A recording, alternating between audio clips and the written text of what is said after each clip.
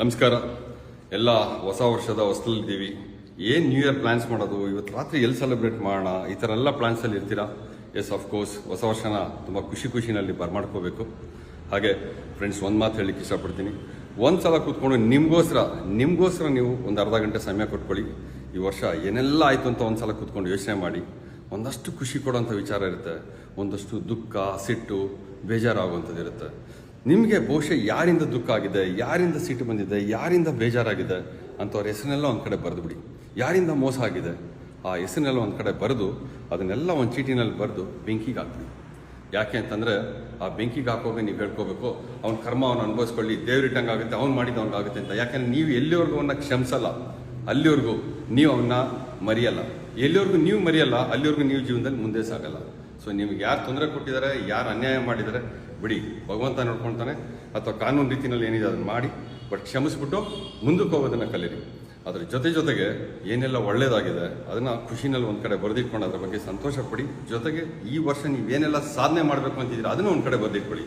ಆ ಸಾಧನೆ ಮಾಡಬೇಕು ಅಂತಿರೋದನ್ನೆಲ್ಲ ಒಂದು ಕಡೆ ಬರೆದಿಟ್ಕೊಂಡು ಅದನ್ನು ಒಂದು ಚೀಟಿನಲ್ಲಿ ಒಂದು ಬಾಟಲ್ ಜಾರ್ಲಿ ಹಾಕಿ ಮುಚ್ಚಿಡಿ. ಆದರೆ ಬರೆಯುವಾಗ ಅದಕ್ಕೊಂದು ಟೈಮ್ ಲಿಮಿಟ್ ಹಾಕ್ಕೊಳ್ತೀವಿ.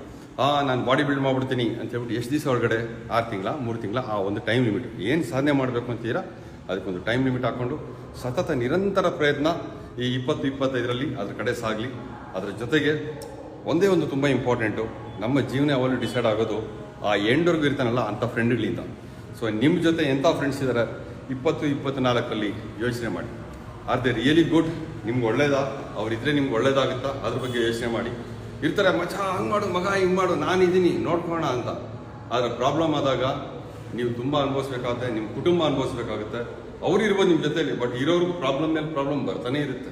ಮಚ್ಚ ನಾನು ಬಿಟ್ಟೋದು ನಾ ಅಂತಾರೆ, ಇರ್ತಾರೆ ಇತ್ಕೊಂಡೇ ಪ್ರಾಬ್ಲಮ್ ಆಗ್ತಾ ಇರುತ್ತೆ. ಸೊ ಯೋಚನೆ ಮಾಡಿ. ಒಳ್ಳೆ ಸ್ನೇಹಿತರ ಜೀವನದಲ್ಲಿ ಬಹಳ ಮುಖ್ಯ. ನಿಮ್ಗೊಂದ್ಸಲ ಹೇಳ್ತಾರೆ ಅವ್ರು ಒಳ್ಳೇದು, ಹಾಗೆ ಶೂಟ್ ಆಗ್ತಾನೆ, ಕ್ಲಾಸ್ ತಗೋತಾನೆ, ಹಂಗೆ ಹಿಂಗೆ ಅಂತ ಅನ್ಸುತ್ತೆ. ಆದರೆ ನಿಮ್ಮ ಒಳ್ಳೇದನ್ನ ಮನಸ್ಸಲ್ಲಿ ಇಟ್ಕೊಂಡು ಅವ್ರು ಹೇಳ್ತಾ ಇರ್ತಾರೆ. ಅಂಥವ್ರನ್ನ ನೀವು ಹತ್ತಿರದಲ್ಲಿ ಇಟ್ಕೊಳ್ಳಿ. ಜೀವನದಲ್ಲಿ ಪಾಸಿಟಿವ್ ಕಡೆ ಹೋಗೋದಕ್ಕೆ ಪ್ರಯತ್ನವನ್ನು ಮಾಡಿ. ಇದ್ರ ಜೊತೆಗೆ ಒಂದು ಚಾಲೆಂಜ್ ಕೊಡೋಕ್ಕೆ ನಾನು ಸಿದ್ಧ ಇದ್ದೀನಿ. ಚಾಲೆಂಜ್ ತೊಗೊಳಕ್ಕೆ ನೀವು ರೆಡಿ ಇದ್ರೆ ನನಗೆ ಏನಪ್ಪ ಆ ಸವಾಲು ಅಂತಂದರೆ, ಈ ವರ್ಷ 2025ರಲ್ಲಿ ಕರ್ನಾಟಕಕ್ಕೆ ಕನ್ನಡ ಗೊತ್ತಿದ್ದೀರಾ ಬಂದಿರ್ತಲ್ಲ ಅಂತಹ 3 ಜನಕ್ಕೆ ಕನ್ನಡವನ್ನು ಕಲಿಸ್ಬೇಕು. ಒಳ್ಳೆಯದು, 3 ಕನ್ನಡ ಸಿನಿಮಾನ ಈ ವರ್ಷದಲ್ಲಿ ತೋರಿಸ್ಬೇಕು. ಇದು ಚಾಲೆಂಜು. ಈ ಚಾಲೆಂಜ್ ನೀವು ಅಕ್ಸೆಪ್ಟ್ ಮಾಡೋಕ್ಕೆ ರೆಡಿ ಇದ್ದೀರಾ? ರೆಡಿ ಇದ್ರೆ ಚಾಲೆಂಜ್ ಅಕ್ಸೆಪ್ಟೆಡ್ ಅಂತ ಹಾಕಿ ಸವಾಲನ್ನ ತಗೊಳ್ಳಿ. ಮತ್ತು ನೀವು ಯಾರಿಗೆ ಈ ಸವಾಲನ್ನ ಕೊಡಬೇಕು ಅಂತೀರಾ ಅವ್ರಿಗೆ ಈ ವಿಡಿಯೋನ ಫಾರ್ವರ್ಡ್ ಮಾಡಿ. ನಮಸ್ಕಾರ. ಜೈ ಹಿಂದ್, ಜೈ ಕರ್ನಾಟಕ.